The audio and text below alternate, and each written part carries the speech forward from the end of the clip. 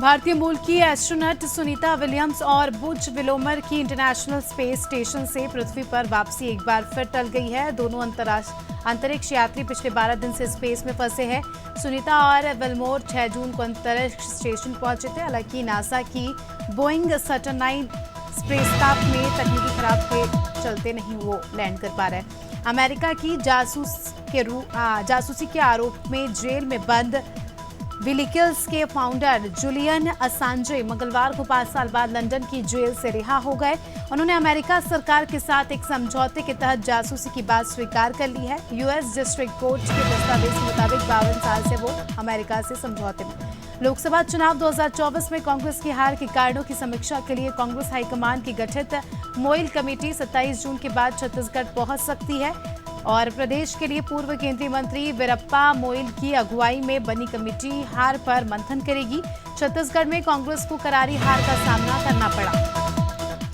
दिल्ली की जल मंत्री आतिशी की तबीयत देर रात बिगड़ गई। आप नेताओं ने उन्हें एलएनजेपी अस्पताल में भर्ती कराया। आतिशी दिल्ली जल संकट को लेकर 21 जून से जंगपुरा के भोगल में अनशन पर बैठी थी। उनकी मांग हरियाणा से 100 एमजीडी पानी भेजे जाने की थी।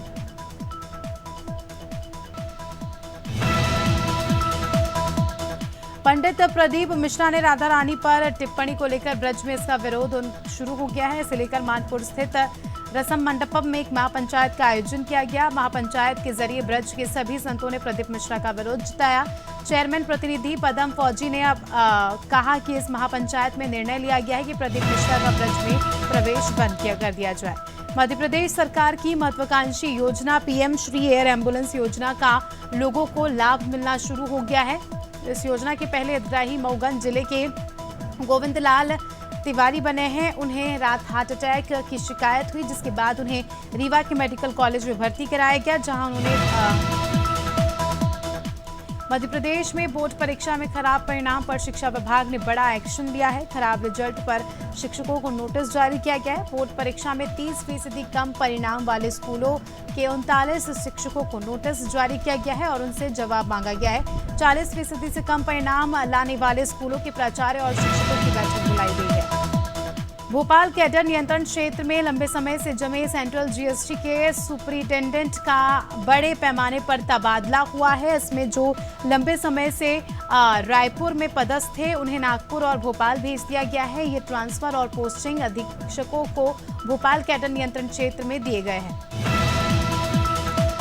सुल्तानपुर में बीती रात बाइक सवार बदमाशों ने गल्ला व्यापारी की गोली मारकर हत्या कर दी। मामला कुरेभार थाना क्षेत्र के गुप्तारगंज बाजार का है, जहां देर रात व्यापारी रोहित जायसवाल सड़क पर खड़ा था। इसी बीच बाइक सवार बदमाश उन्हें गोली मारकर फरार हो गए। आनन फानन में रोहित को अस्पताल ले जाया गया, जहां डॉक्टर ने उसे मृत घोषित कर दिया।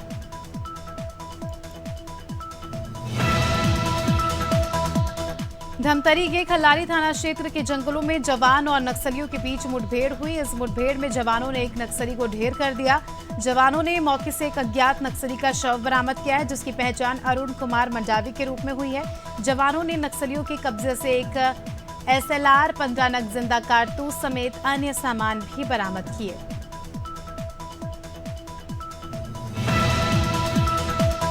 जबलपुर का नेताजी सुभाष चंद्र बोस केंद्रीय जेल मादक पदार्थ तस्करी का अड्डा बन गया है। जेल में तस्करी करने वाले कोई और नहीं बल्कि जेल कर्मचारी ही है। दरअसल सुरक्षा बलों ने चेकिंग के दौरान 2 जेल प्रहरी पकड़े और इनके पास से बाहर से लाए गांजे, तंबाकू, सिगरेट बरामद हुई। मामले पर जेल अधीक्षक ने तुरंत कार्रवाई करते हुए एक प्रहरी को निलंबित कर दिया। गाजीपुर पुलिस ने नशा कारोबारियों के खिलाफ बड़ी कार्रवाई की है। पुलिस ने नशीली दवा बेचने वाले गिरोह के सरगना समेत 11 लोगों को गिरफ्तार किया। आरोपियों के कब्जे से भारी मात्रा में दवाइयां, इंजेक्शन और नकदी बरामद की गई है। क्षेत्र के महुआ बाग से आरोपियों को गिरफ्तार किया गया है। पूछताछ में आरोपियों ने बताया कि बिहार से नशीली दवाई और इंजेक्शन सस्ते दामों में खरीदते हैं। हापुड़ की साइबर क्राइम पुलिस ने ऑनलाइन ठगी का शिकार हुए 28 लोगों के 21,01,725 रुपए वापस कराया है। रुपए मिलने पर सभी ने खुशी जाहिर करते हुए पुलिस का आभार जताया। पुलिस अधीक्षक अभिषेक वर्मा ने बताया कि साइबर ठगों ने साल 2024 में कई लोगों को अपना निशाना बनाया था। ग्वालियर में हत्या और दुष्कर्म के मामले में जेल में सजा काट रहे बंदी पैरोल जंप कर फरार हो गए। फरार बंदी 50,000 रुपए की जमानत पर जेल से बाहर गए थे। घटना का पता चलते ही जेल प्रबंधन ने मामले की शिकायत पुलिस से की। पुलिस ने मामला दर्ज कर आरोपी की तलाश शुरू कर दी। पुलिस अब फरार बंदी की गिरफ्तारी के लिए उसके संबंधित ठिकानों पर लगातार दबिश दे रही है। उत्तर प्रदेश के सहारनपुर में फिल्मी स्टाइल में फायरिंग करने की कोशिश की घटना सामने आई है। मामला कुतबशेर थाना के दर्पण पुल के पास का है, जहां किन्नर जमशेद उर्फ महुआ ने कुछ लोगों पर लूट करने का आरोप लगाया है।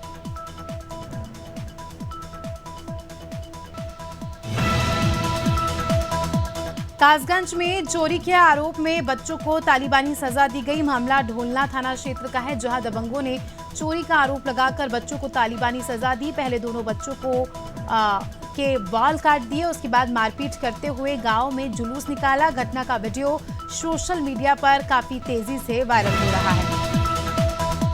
उत्तर प्रदेश के गोरखपुर में कांग्रेस के महानगर अध्यक्ष आशुतोष तिवारी की सड़क हादसे में मौत हो गई। कांग्रेस नेता परिवार के साथ दर्शन करने गए थे, जहां से वो वापस लौट रहे थे। इसी दौरान गाजीपुर के मरधा हाईवे पर उनकी कार की ट्रक से टक्कर हो गई, जिसमें उनकी मौत हो गई, जबकि कार में सवार उनकी पत्नी और बेटी गंभीर रूप से घायल है।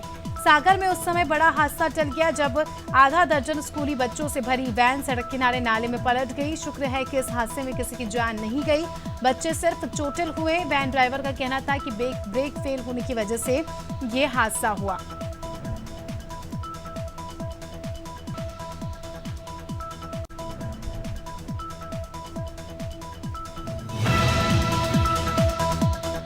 हापुड़ में आकाशीय बिजली गिरने से एक बच्चे की मौत हो गई। घटना गढ़मुक्तेश्वर कोतवाली क्षेत्र की है। मृतक अपनी दादी और भाई के साथ खेत पर गई थी और तभी अचानक मौसम बदला और बारिश शुरू हो गई। खेत से लौटते वक्त आकाशीय बिजली तीनों के ऊपर गिर गई, जिससे तीनों गंभीर रूप से घायल हो गए। तीनों को आनन फानन में अस्पताल में भर्ती कराया गया, जहां डॉक्टर्स ने भूमि को मृत घोषित कर दिया।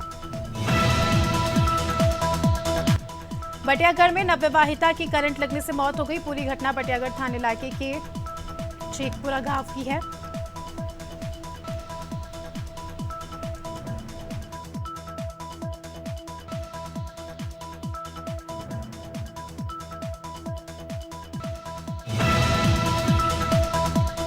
झाबुआ जिले के तारखेड़ी क्षेत्र के समीपस्थ गांव मोहकमपुरा में रहने वाले एक आर्मी मैन लापता हो गए। जानकारी के मुताबिक भूरे सिंह भाबर 9 जून को छुट्टी लेकर घर के लिए निकला था, लेकिन 24 जून को जब वो वापस घर नहीं आया, अब पुलिस अधीक्षक पदम विलोचन शुक्ल वो भूरे सिंह की पत्नी ने ज्ञापन सौंपा है और पति को जल्द से जल्द तलाशने की मांग की है। गौरेला पेंड्रा बरवाही में स्वास्थ्य मंत्री श्याम बिहारी जायसवाल ने जिला अस्पताल का निरीक्षण किया। इस दौरान उन्होंने स्वास्थ्य संबंधित व्यवस्थाओं का जायजा भी लिया। स्वास्थ्य मंत्री ने मरीजों से मिलकर उनके इलाज संबंधित समस्याओं को सुना और उसे हल करने का आश्वासन दिया। इसके साथ ही जनप्रतिनिधियों की मांग और अस्पताल में सीटी स्कैन मशीन की सुविधा भी मुहैया कराई।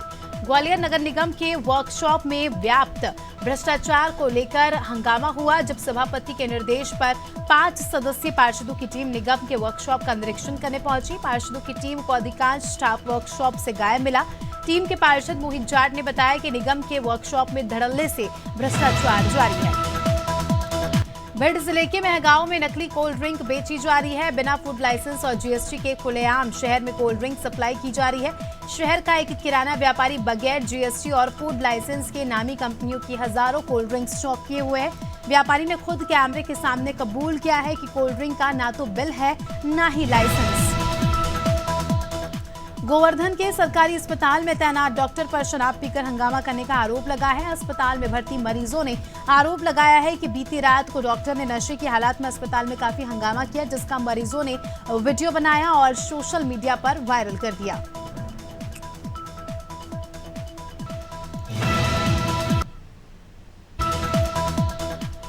खबर उन्नाव से है, जहां विकासखंड मियागंज में आधा सैकड़ा क्षेत्र पंचायत सदस्यों ने भ्रष्टाचार अधिकारियों के खिलाफ मोर्चा खोल दिया।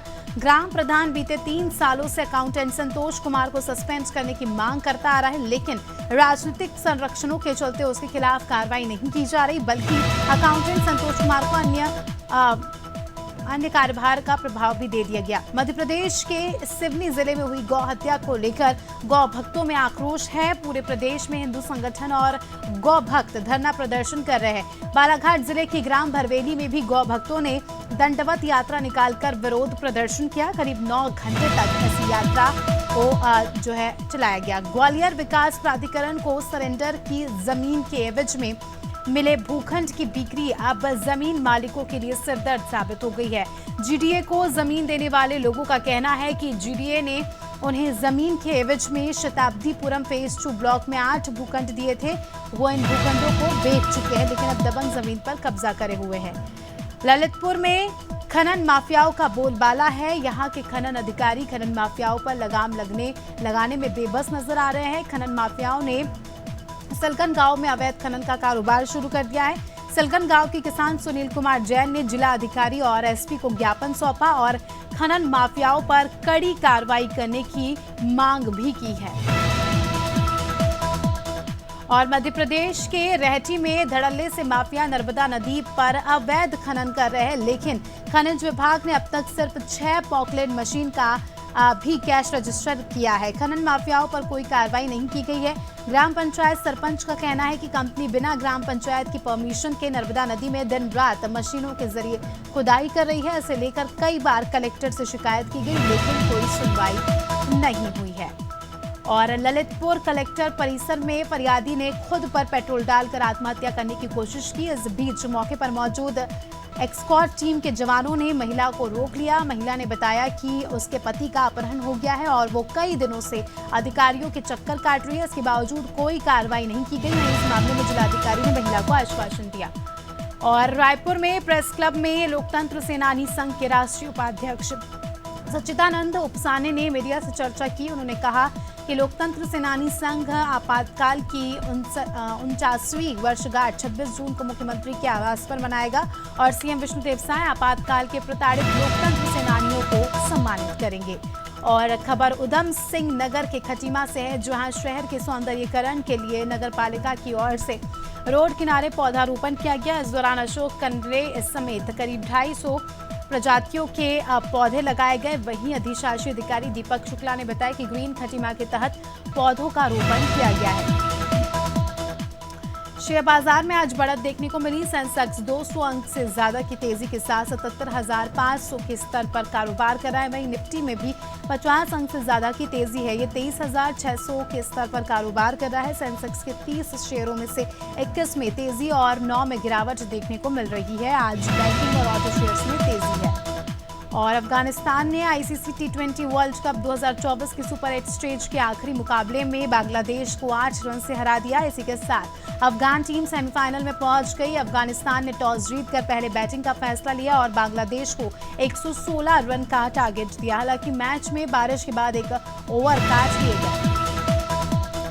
अफगानिस्तान ने बांग्लादेश को हराकर वर्ल्ड कप इतिहास में पहली बार सेमीफाइनल में जगह बना ली है। अब 27 जून को त्रिनिदाद में सुबह 6 बजे अफगानिस्तान का सेमीफाइनल मुकाबला साउथ अफ्रीका से होगा। टीम इंडिया इसी दिन रात 8 बजे गयाना में इंग्लैंड से सेमीफाइनल खेलेगी।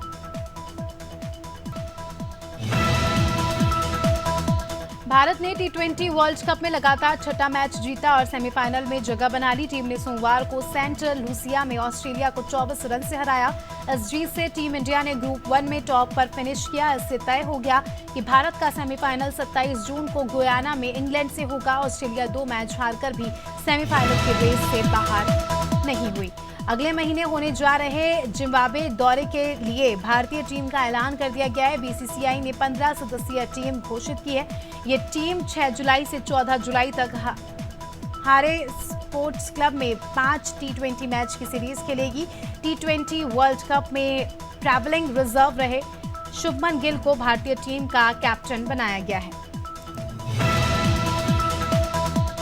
एक्टर अनु कपूर और एक्ट्रेस सांसद कंगना रनौत के बीच सोशल मीडिया पर जुबानी जंग चल रही है। अनु ने मीडिया से पूछा था कि कंगना रनौत कौन है, सुंदर है क्या। अनु के इस बयान पर कंगना ने भी उन्हें मुंहतोड़ जवाब देते हुए कहा कि एक्टर सफल और खूबसूरत महिलाओं से नफरत करते हैं, जिसके बाद अपने बयान पर अनु ने सफाई दी है।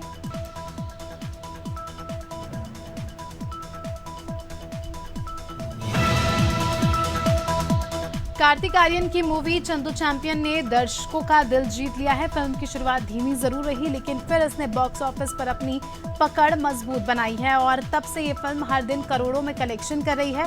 चंदू चैंपियन ने 11वें दिन यानी सेकेंड मंडे को 1.75 करोड़ का कारोबार किया और इसी के साथ चंदू चैंपियन का 11 दिन का कुल कलेक्शन 51 करोड़ रहा। बॉलीवुड एक्ट्रेस कंगना रनौत लोकसभा चुनाव जीतने के बाद से ही सुर्खियों में है। चुनाव जीतने के बाद अब उन्होंने लोकसभा सदस्य के रूप में शपथ ग्रहण की है। एक्ट्रेस ने अपने सोशल मीडिया अकाउंट में शपथ ग्रहण करते हुए एक वीडियो शेयर किया है, जिसके कैप्शन में उन्होंने अपने कार्यकाल में आने वाले कर्तव्यों के बारे में लिखा है।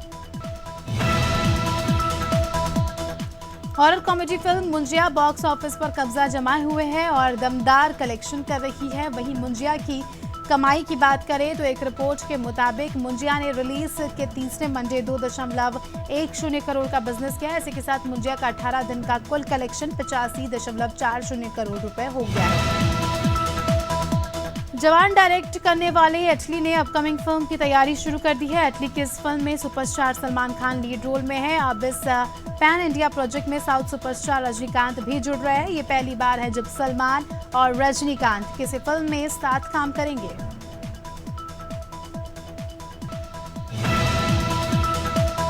सोनाक्षी ने अपने लॉन्ग टाइम बॉयफ्रेंड जहीर से शादी कर ली है। अब कपल की शादी नए विवाद में घिरती नजर आ रही है। बिहार की हिंदू शिव भवानी सेना ने शादी को लव जिहाद से जोड़ते हुए धमकी दी है कि अगर शत्रुघ्न सिन्हा बेटी की शादी पर दोबारा विचार उन्होंने नहीं किया तो सोनाक्षी को बिहार में नहीं घुसने दिया जाएगा, नहीं तो अपने बेटे लव कुश और अपने घर रामायण का नाम तुरंत बदल ले। मध्य प्रदेश में अभी 3 system western disturbance, cyclonic circulation और ट्रफ लाइन एक्टिव है। इस वजह से पूरे प्रदेश में आंधी, बारिश और गरज चमक की स्थिति बनी हुई है। सोमवार को नर्मदापुरम रतलाम में 1 इंच से ज्यादा बारिश हुई। आज भी ऐसा ही मौसम रहेगा। भोपाल, इंदौर समेत 43 जिलों में आंधी और गरज चमक का अलर्ट भी है। और छत्तीसगढ़ में 26 जून से मानसून की गतिविधियां बढ़ने और भारी बारिश होने की संभावना है। मौसम विभाग के मुताबिक आज रायपुर, बिलासपुर, सरगुजा संभाग में हल्की बारिश के आसार हैं। सोमवार को प्रदेश में सबसे ज्यादा अधिकतम तापमान बलरामपुर में 37 डिग्री दर्ज किया गया। वहीं सबसे कम न्यूनतम तापमान 22 डिग्री नारायणपुर में रिकॉर्ड किया गया। यूपी में मानसून का इंतजार बढ़ता जा रहा है। सोनभद्र के करीब पहुंचा मानसून अभी वहीं अटका है। कुशीनगर, वाराणसी के रास्ते आने वाला मानसून भी बिहार बॉर्डर पर ही है। मौसम वैज्ञानिकों के मुताबिक ये मानसून 3 दिन यानी 28 जून तक यूपी में एंट्री कर सकता है। मौसम विभाग ने आज प्रदेश के 63 जिलों में बारिश का अलर्ट जारी किया है। बिहार में सोमवार को पटना समेत कई जिलों में झमाझम बारिश हुई और इससे लोगों को भीषण गर्मी से राहत भी मिली। मौसम विभाग ने आज प्रदेश के 24 जिलों में बारिश का अलर्ट जारी किया है। वहीं आज सुबह बेतिया, मोतिहारी में हुई बारिश से लोगों को गर्मी से राहत मिली। इसके साथ ही मौसम विभाग ने 10 जिलों के लिए लू का अलर्ट भी जारी किया है। और चंडीगढ़ में मौसम विभाग ने आज भी हीट वेव का अलर्ट जारी किया है। मौसम विभाग के अनुसार आज अधिकतम तापमान 41 डिग्री सेल्सियस और न्यूनतम तापमान 32 डिग्री सेल्सियस रहने की संभावना है, लेकिन 28 जून को शहर का तापमान गिरकर 38 डिग्री सेल्सियस तक पहुंच जाएगा।